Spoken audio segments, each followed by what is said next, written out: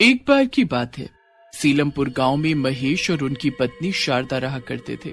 उनका एक बेटा भी था, उसका नाम अरविंद था। वो सभी खुशी से अपना जीवन बिताया करते थे।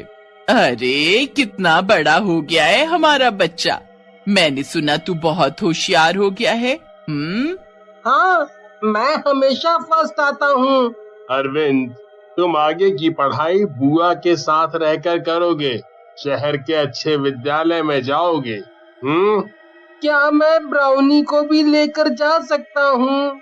नहीं बेटा, अगर ब्राउनी भी वहाँ गया तो तुम ढंग से पढ़ाई नहीं कर पाओगे, इसीलिए वो यहीं रहेगा और तुम छुट्टियों में उससे मिलने आ जाना। तब तुम्हें दिन भर खेलने से कोई नहीं रोकेगा, ठीक है? आज से अरविंद हमारे साथ ही रहेगा, उसे अपने कमरे में ले जाओ। कुछ दिनों बाद अरविंद का एडमिशन कार्तिक के स्कूल में हो गया। दोनों बच्चे मन लगाकर पढ़ने लगे। इसी तरह कई साल बीत गए। एक दिन, अजीत सुनो ना, कितना समय हो गया है अपने बेटे से मिले हुए, आप उससे कहो ना वो यहाँ आए हमसे मिलने। ठीक है, रुको, उसे कॉल करता हूँ। हेलो। जी हाँ पिताजी। कैसा है तू? सुन, तेरी माँ चाहती है कि तू उनसे मिलने यहाँ आ जाए। ठीक है पिताजी, मैं आज ही कंपनी में छुट्टी के लिए बात करता हूँ। ठीक है। कुछ दिनों बाद अरविंद बिना बताए शाम को घर पहुँच गया। माँ। अरविंद, तू यहाँ, तूने बताया भी नहीं कि तू आ रहा है। कितना बड़ा हो गया है मेरा बेटा। तूने आने से पहले बताया नहीं, हम तुझे लेने ही आ जाते। अगर बता देता तो आप सभी को सरप्राइज कैसे करता? कितना बड़ा हो गया है मेरा बेटा, हाथ मुंह धो ले, मैं तेरे लिए खाना बनाती हूँ। तभी अचानक उनके घर के बाहर से एक बछड़ा जंगल की ओर जा रहा होता है। लगता है यहाँ पर जंगली जानवरों का ज्यादा ही आतंक फैला हुआ है, तभी तो लोग कितना डर रहे हैं जंगल जाने से। पर जब मैं आया था तो उस तरफ तो कोई जंगल ही नहीं था, तो फिर वो किस जंगल की बात कर रहे हैं? नहीं बेटा, वो सब जानवरों की वजह से नहीं डर रहा है, बल्कि उस भूतिया जंगल की वजह से डर है। वहाँ एक राक्षस रहता है।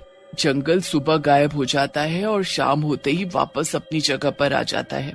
माँ, ऐसा भी कभी होता है क्या, एक जंगल ही अपनी जगह से गायब हो जाए?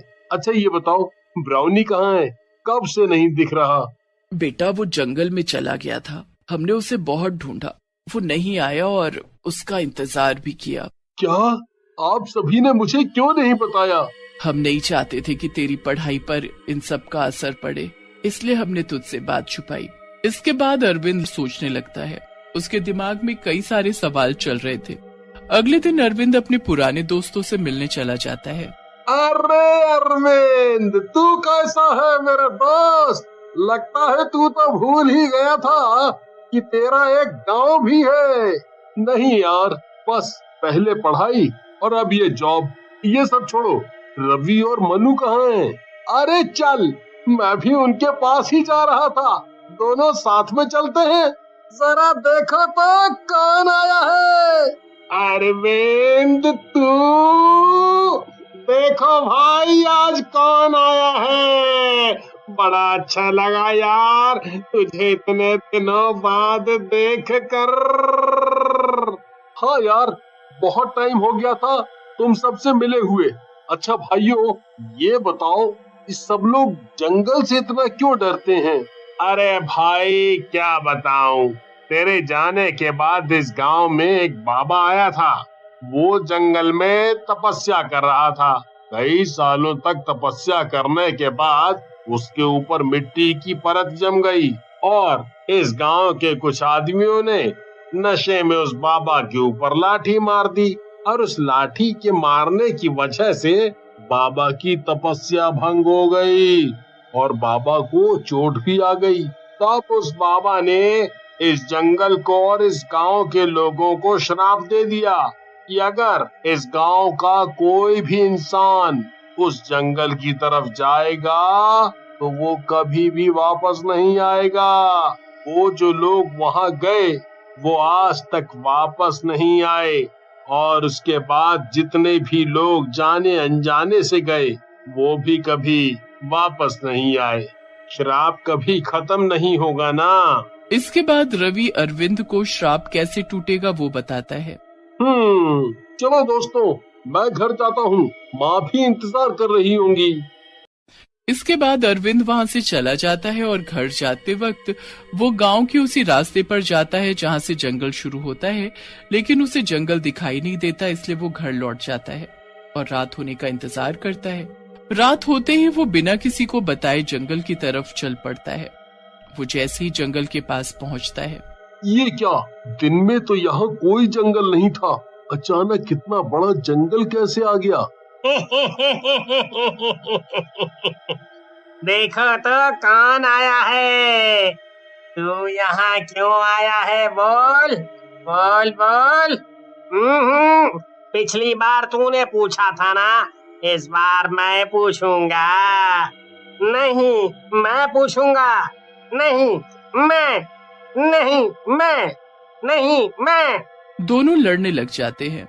उन दोनों को लड़ता देख अरविंद चुपचाप आगे बढ़ने लगता है, लेकिन जैसे ही आगे बढ़ता है भूत बोलते हैं, कहाँ जा रहा है तू? बचना चाहता है? अब हम तुझे भी गायब कर देंगे। और तुझे जिंदगी भर हमारी सेवा करनी पड़ेगी, जैसे कि यहाँ आए बाकी सब हमारी सेवा कर रहे हैं। अरविंद डर जाता है। अरविंद अचानक बोला, तुम्हें मुझे ले जाने से पहले मेरे मालिक से पूछना पड़ेगा, समझे? वरना मेरे मालिक तुम सब की चटनी बनाकर रोटी के साथ खा जाएंगे। कहाँ है तुम्हारा मालिक? मेरे मालिक तुम जैसे छोटे मोटे भूतों से मिलने नहीं आते, लेकिन मैं तुम्हारी उनसे बात करवा सकता हूँ। करवाओ, हम भी तो देखें कौन है तुम्हारा मालिक। अरविंद अपने फोन में एक ऐप खोलता है और उसमें कुछ टाइप करता है और उस फोन से आवाज आती है, क्यों याद किया है मुझे? मालिक, ये दो छोटे भूत मुझे अपनी सेवा करने के लिए ले जा रहे हैं। मैंने तो कह दिया है कि मैं बस आपका सेवक हूँ।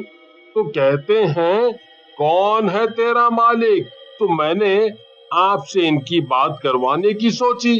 सुनो, अगर मेरे सेवक को कुछ भी किया तो मैं तुम्हें पुलाव बनाकर खा जाऊंगा। उसके बाद फोन से बिजली गरजने और डरावनी आवाज आने लग गई। दोनों भूत आपस में बातें करने लगे। सुन, लगता है ये हमसे भी ज्यादा शक्तिशाली है। कहीं ऐसा ना हो इस आदमी के चक्कर में हमें अपनी जान से हाथ धोना पड़े। दोनों गायब हो गए। इसके बाद अरविंद उस पेड़ के पास गए और बोला, हमें माफ कर दो बाबा, आपके साथ उन लोगों ने जो कुछ भी किया उसकी सजा आप बाकी सभी भोले भाले गांव वालों को मत दो। मैं आपसे हाथ जोड़कर विनती करता हूँ। अचानक बाबा आ गए। मुझ तक पहुंचना बहुत मुश्किल था, लेकिन तूने अपनी चिंता ना करते हुए अपने गांव वालों के बारे में सोचा। जा, किया तेरे गांव को श्राप से मुक्त। आज के बाद ये जंगल कभी अपनी जगह से गायब नहीं होगा।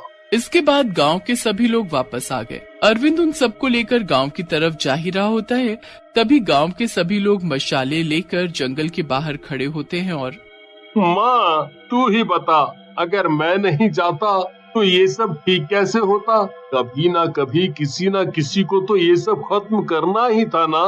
तुझे तो खुश होना चाहिए कि तेरे बेटे ने ये सब खत्म कर दिया। हाँ बेटा, मैं बहुत खुश हूँ। लेकिन बेटा, ये सब तूने कैसे किया? ज्यादा कुछ नहीं, मैंने अपनी कंपनी के लिए एक ऐप बनाया था जिसमें हम कुछ भी टाइप करें तो वो टाइप की गई चीजें अपने आप आवाज में बदल जाती हैं।